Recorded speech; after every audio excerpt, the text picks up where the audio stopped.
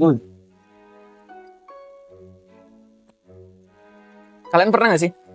Kalian ada di posisi dimana kalian tuh harus menghadapi situasi yang bikin kalian tuh emosi. Atau enggak kalian tuh harus berhadapan dengan orang-orang yang bikin kalian emosi. Bikin kalian tuh hilang kesabaran. Bikin emosi naik. Di video ini, saya mau ngasih tahu ke kalian bahwa saya berhasil mengatasi kondisi-kondisi tersebut dengan sabar dan lebih tenang. Karena apa? Karena saya mempelajari sebuah filsafat, sebuah filsuf dari tokoh filsuf yang ternyata impactful dalam kehidupan saya sehari-hari. Ini saya kasih tahu ke kalian ya. Ini bukunya bermanfaat banget. Ini. Jadi saya belajar dari buku Filosofi Teras ya, karya Henry Manampiring. Ini buku yang membuat saya berhasil menghemat emosi saya, mengendalikan emosi saya dalam 3-4 tahun ke belakang. Judul bukunya adalah Filosofi Teras. Ini adalah sebuah filosofi yang akan saya bahas kali ini. Inilah dia, Stoicisme.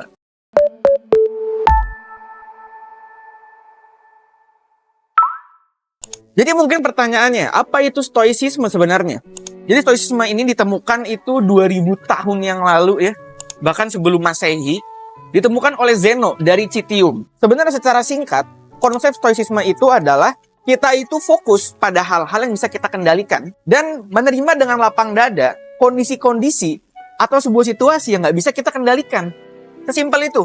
Kalau misalkan kata tokoh-tokoh filsuf Stoicisme lagi, yaitu adalah Epictetus, dia bilang, some things are up to us and some things are not up to us. Itu sebuah kata-kata simpel yang menggambarkan bagaimana Stoicisme itu.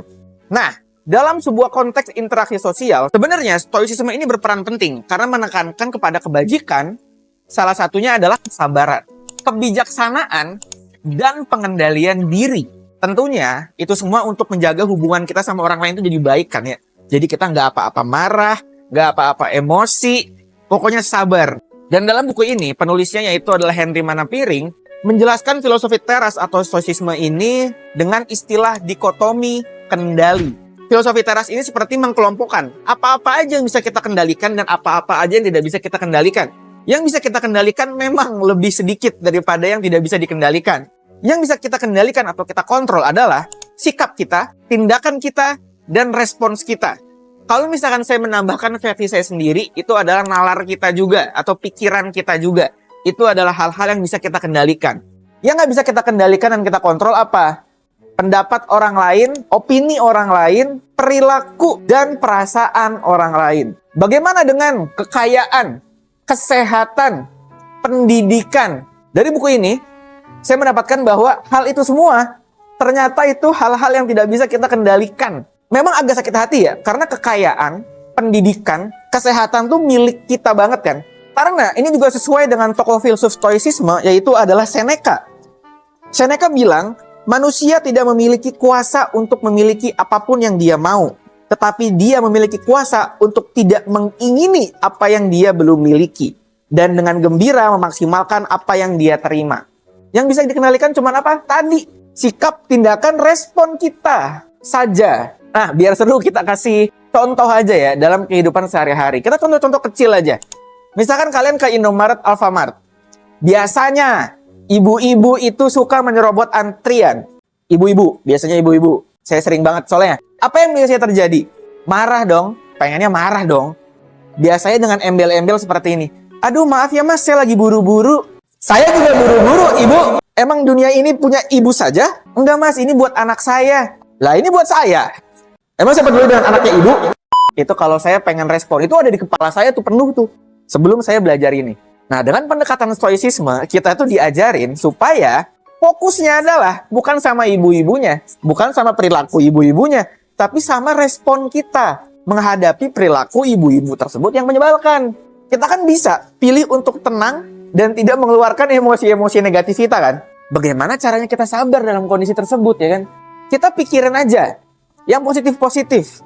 Jangan mikirin kitanya, mikirin ibu-ibunya. Misalkan kita bisa mikir, oh oke, mungkin ibu-ibunya emang lagi buru-buru. Oh mungkin ibu-ibunya emang anaknya kondisinya lagi parah, lagi sakit. Jadi butuh ini, butuh itu.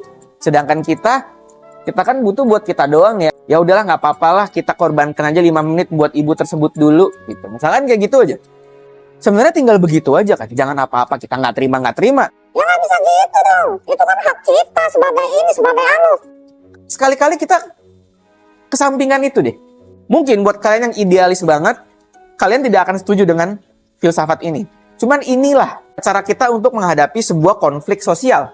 Soalnya ini penting. Kenapa? Karena ketika kita menerapkan filosofi tersebut di dalam kehidupan sehari-hari, seperti kesabaran dan pengendalian diri, kita tuh kan menciptakan sebuah lingkungan sosial yang lebih harmonis dan lebih damai. Bener gak sih? Orang lain tuh bakal lebih nyaman berinteraksi dengan kita. Dan kita juga lebih nyaman berinteraksi dengan orang lain. Tokoh-tokoh stoicisme menekankan bahwa kebaikan adalah inti dari kebahagiaan sejati. Tapi, filosofi ini juga tidak lepas dari kritik menurut saya. Karena apakah stoicisme ini realistis? Tadi juga saya sempat ngomongin tentang idealis. Tapi bisa jadi, stoicisme inilah yang terlalu idealis bisa jadi ya. Karena memang tidak semua orang itu bisa menahan emosi dengan begitu saja ya. Atau mengendalikan respon itu tidak mudah, tidak semua orang bisa. Apalagi di dalam sebuah situasi yang rumit. Itulah sebenarnya kritikannya itu. Tapi menurut saya justru disitulah titik keindahannya, juga tantangannya. Soalnya stoicisme itu bukan kalian baca buku ini terus kalian langsung bisa menerapkan dalam kehidupan sehari-hari, kalian jadi lebih damai orangnya. Enggak juga. Emang harus dilatih. Karena saya juga latihan. Hal tersebut saya terapin selama setahun full. Jadi dalam 2-3 tahun terakhir saya jadi lebih tenang karena ada konsep tersebut, stoicisme yang mempermudah dan jadinya refleks. Karena dengan latihan ya kita bisa sedikit demi sedikit membuat karakter kita jadi lebih baik. Jadi kita sudah di penghujung video teman-teman. Melalui etika kebajikan dari stoicisme, kita diajak untuk menjadi pribadi yang lebih sabar, bijaksana, dan damai dalam interaksi sosial. Dengan fokus pada apa yang bisa kita kendalikan. Kita tidak hanya memperbaiki hubungan dengan orang lain saja, tapi juga menjaga ketenangan batin kita sendiri. Saya sih pengen mengajak kalian untuk bisa menerapkan filosofi ini dalam kehidupan sehari-hari ya. Sekarang ini bermanfaat, ini bikin lebih damai, dan dalam 4 tahun terakhir bisa membuat hidup saya jadi lebih baik dan lebih tenang. Itu aja untuk di video kali ini. Terima kasih setelah menonton. Segitu aja, nama saya Zidni, dadah.